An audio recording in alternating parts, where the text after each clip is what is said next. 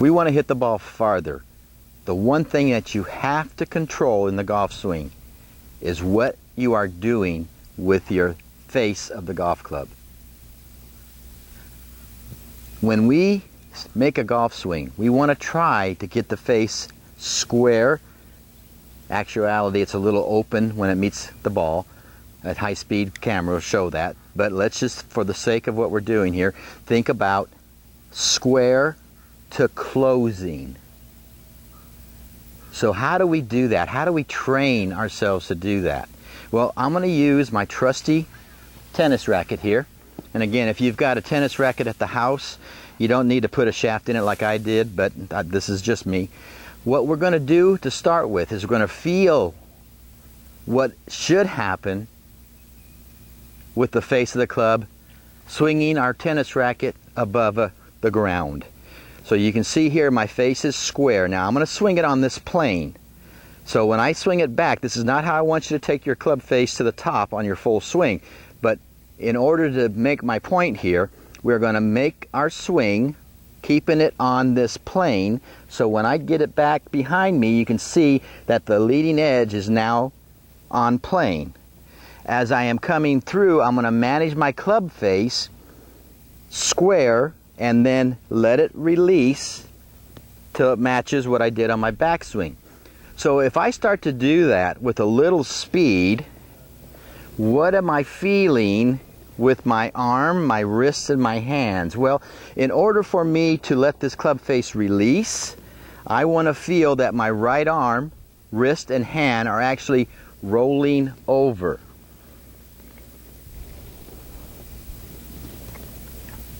Now if I drop that down in front of me a little bit and do the same thing, I want to feel the same release.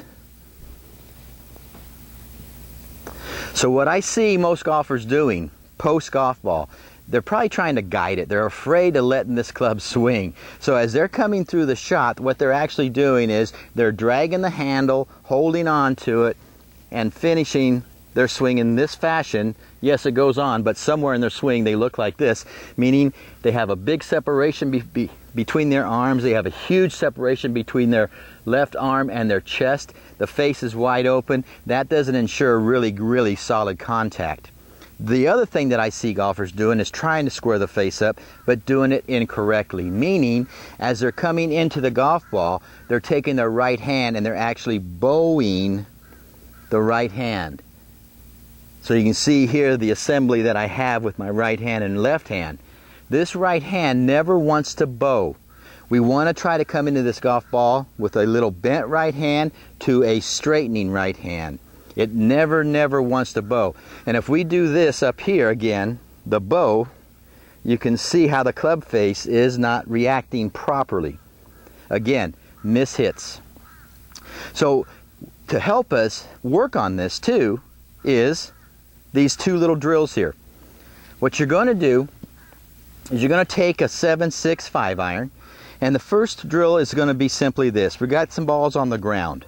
We're going to set up to it, and all I want you to do now is move yourself into fixed impact. And I want you just to push this ball away to waist high. Now when you get to waist high, I want you to hold this position, because this is going to tell you a lot about your golf swing too. When you get here, you definitely want to make sure your weight is totally left. You want to feel like your arms are out to full extension. You can show the individual looking at you from this direction all 4 knuckles of your right hand, and that toe is straight up in the air.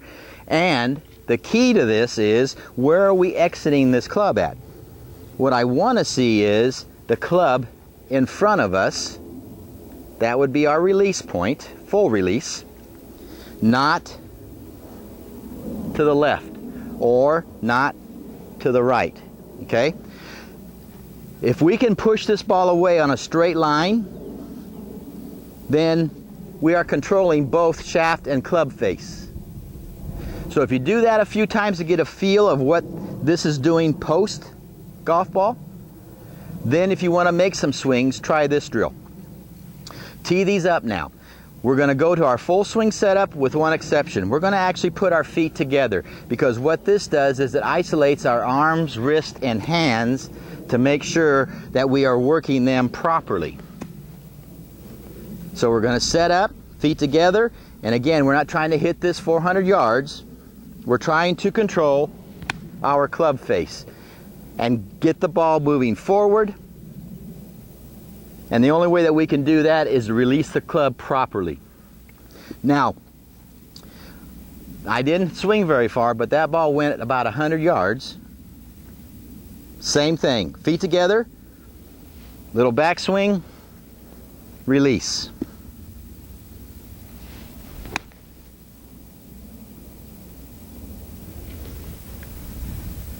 So what should we be feeling with the release? Well, I really can't tell you, because everybody feels something else.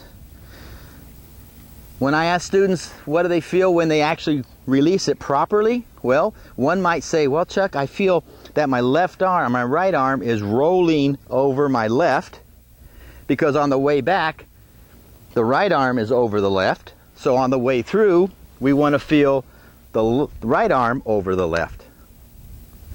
Some people might say, well, Chuck, on the way through, I'm feeling my left knuckles turning down to the ground.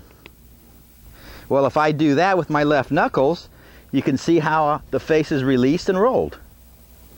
Some people can't feel that. Some people might say, well, Chuck, I feel my right palm facing the ground. Well, if I do that, then right palm facing the ground, face is released. So again, it doesn't matter what you feel. You have to find the correct feel for you. But let that club go. Let it release, and I guarantee you, release properly, I guarantee you, you're going to start hitting it straighter and farther. If you have any questions, give me a call. I hope this has helped you. Until next time, happy golfing.